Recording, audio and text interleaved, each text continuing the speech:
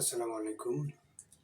নতুন এবং গুরুত্বপূর্ণ একটা টপিক, ৪২০ ধারার মামলা কি বা প্রতারণার মামলা কি, এর শাস্তিগত কোন কোন অবস্থায় ৪২০ ধারার মামলা করা যায়, ৪২০ ধারার মামলা করতে গেলে আপনার কি কি কাগজের প্রয়োজন হয়, কি কি বিষয়ে প্রমাণ করতে হবে, কতজন সাক্ষী প্রয়োজন হয় ইত্যাদি বিষয় নিয়ে আলোচনা করব। আমি অ্যাডভোকেট আতির শিকদার, ঢাকা জজ কোর্ট।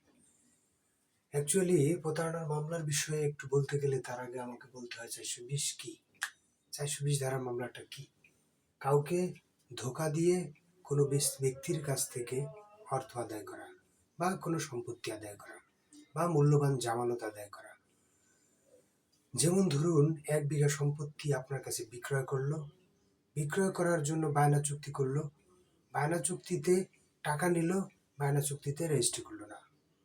রেজিস্ট্রি না করার কারণে আপনার ওই বায়না চুক্তি দ্বারা সে কিন্তু আইন দ্বারা বাধ্য না বিক্রি করতে। তাহলে কি? আর আপনিও তাকে আইনে বাধ্য করতে পারতেছেন না। সে কিন্তু এখানে একটা প্রতারণা করেছে। কিভাবে? সে স্ট্যাম্প করেছে কিন্তু রেজিস্ট্রি করে দেয় নাই। রেজিস্ট্রি না করার কারণে আইনগত বাধ্যবাধকতা তৈরি হয় নাই, যার কারণে একটা প্রতারণা হয়ে গেছে। কোনো একটা পণ্য দিয়েছে, আপনার খারাপ দিয়েছে, এটা একটা প্রতারণা। যা দেওয়ার কথা ছিল তা দেয় নাই, এটা একটা প্রতারণা। প্রতারণার অর্থাৎ সহজ ভাষায় বলতে গেলে প্রতারণা হলো কোনো ব্যক্তির কাছ থেকে অন্য কোনো ব্যক্তি ছলনা করে বা ছদ্মবেশ ধারণ করে বা প্রতারণা করে অর্থ বা সম্পত্তি আদায় করা বা টাকা আদায় করা, টাকা হাতিয়ে নেওয়া। কোন অবস্থায় ৪২০ ধারার মামলা হবে? ১ নম্বর হলো টাকা নিয়ে কাজ না করা। টাকা নিয়েছে কিন্তু ওই চুক্তি অনুযায়ী কাজ করে নাই। ২ নম্বর হলো মিথ্যা পরিচয় দেওয়া।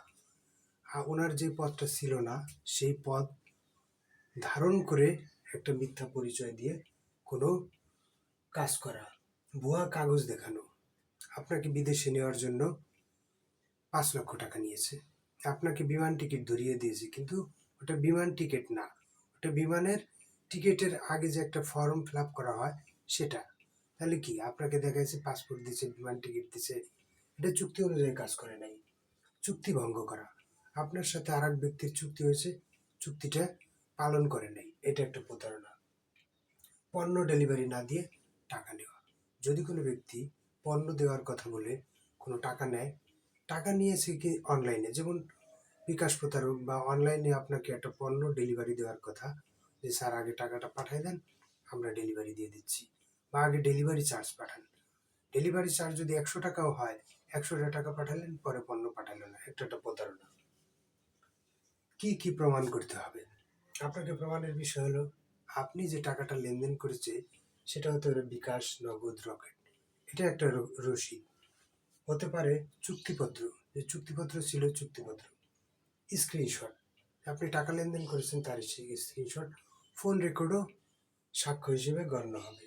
আর একটা যদি কোনো সাক্ষী থাকে, দেখা যায় মৌখিক চুক্তি হয়েছে, মৌখিক কথাবার্তা হয়েছে, সেখানে কিন্তু রেকর্ড নাই। রেকর্ড না থাকার কারণে কোন ব্যক্তি সাক্ষী দিছে, সেই সাক্ষ্য হইলেও চলবে। কিভাবে মামলা করবেন? যদি প্রতারণা সংঘটিত হয়, আপনি দুইভাবে মামলা দায়ের করতে পারবেন। থানায়ও মামলা করতে পারবেন অথবা কোর্টেও মামলা করতে পারবেন। যদি থানায় অভিযোগ দায়ের করেন, থানায় তো এই প্রতারণার সরাসরি মামলা হয় না, থানায় হয় অভিযোগ। অভিযোগ দায়ের করলে সেই অভিযোগটা কোর্টে আসে, তখন আপনাকে ডাকবে, কোর্ট আপনার জবানবন্দি নেবে। জবানবন্দি নেওয়ার পরে যদি মনে করে যে না, এটা আমলে নেওয়ার যোগ্য, তাহলে তদন্তে দিবে, একটা প্রসেস তদন্ত পর্যন্ত। আর একটা, যদি আপনি কোর্টে এসে সরাসরি মামলা দায়ের করেন, তাহলে কি প্রসেস? কোর্টে এসে যদি সরাসরি মামলা করেন তাহলে সেম, কোর্ট সেটাকে আমলে নেবে। আমলে নিয়ে যদি মনে করে ঘটনা তাৎক্ষণিক তদন্ত ছাড়াই ওনাকে ওয়ারেন্ট দেওয়ার মতো বা সমন দেওয়ার মতো পর্যাপ্ত কাগজপত্র আছে, তাহলে কোর্ট সেটা সমন অথবা ওয়ারেন্ট দিতে পারে। আর যদি মনে করে যে না, এটা সন্দেহাতীত বা এটা একটু তদন্ত হওয়া দরকার, ঘটনাটা সত্য কি মিথ্যা, তাহলে কোর্ট তদন্ত দেয়। দুইটাই তদন্ত করল, তদন্ত দেওয়ার পরে এবার কার্যক্রম দেখেন, মামলা করলেন কোর্টে, মামলা করলেন, তদন্ত দিল, তদন্তের রিপোর্ট জমা দিল, রিপোর্ট দেওয়ার পরে এবার কোর্টের প্রসেস। এবার কোর্ট সমনও দিতে পারে, ওয়ারেন্টও দিতে পারে। পরবর্তীতে হলো আপনি 420 ধারার শাস্তি কতদিন? 7 বছর কারাদণ্ড। এটা সবচেয়ে গুরুত্বপূর্ণ।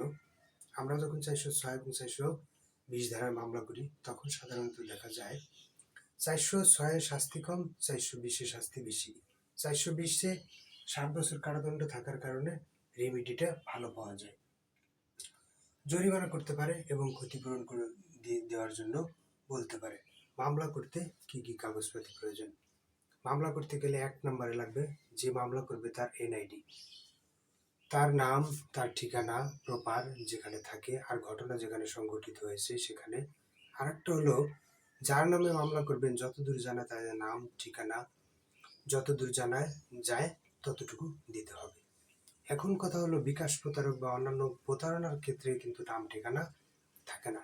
সেই ক্ষেত্রে যতটুকু মোবাইল নাম্বার বা যতটুকু থাকে ততটুকু দিয়ে আপনারা শেষ করতে পারবেন।